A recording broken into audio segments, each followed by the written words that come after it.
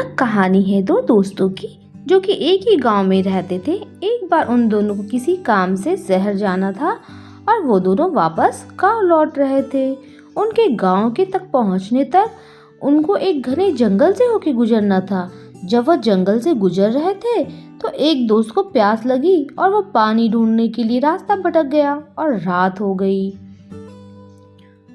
तभी उन दोनों की नजर एक गुफा पर पड़ी जो चारों तरफ से पेड़ों से घिरी हुई थी। उन दोनों ने फैसला किया कि हम लोग आज रात वहीं रुकेंगे।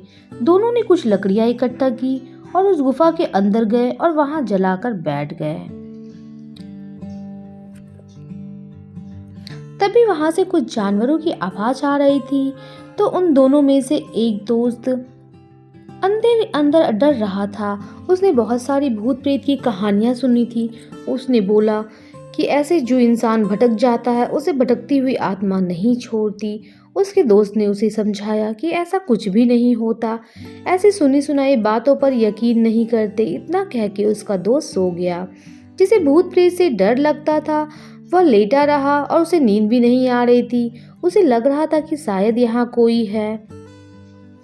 कुछ देर ऐसा ही चलता रहा पर वो भी थका हुआ था, उसे भी नींद आ गई। कुछ देर बाद उसे एक सपना आया। सपने में एक बहुत ही भयानक परछाई उसके पास आ रही थी जिसके लंबे लंबे नाखून थे। वो उसकी तरफ बढ़ते ही चली आ रही थी और उसके गले को पकड़ने की कोशिश कर रही थी। तभी वह जोर से डर गया और उसकी नींद खुल गई। उसने ये सारी बातें अपने दोस्त को बताई और फिर उसके दोस्त ने उसे कहा कि अगर तुझे ऐसा दोबारा परछाई दिखे तो तू उससे वही कहना जो मैं तुझसे कह रहा हूँ। दोस्त ने ऐसा ही किया।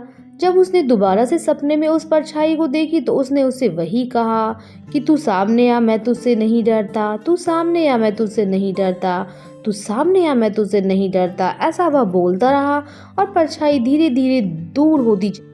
बिल्कुल ऐसा हमारे साथ भी होता है। हमारे अंदर जो डर होते हैं उससे हम डरते रहते हैं और डर बड़ा हो जाता है और हम छोटे हो जाते हैं।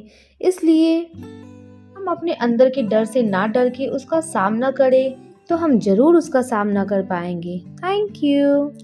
Please like share and subscribe my channel.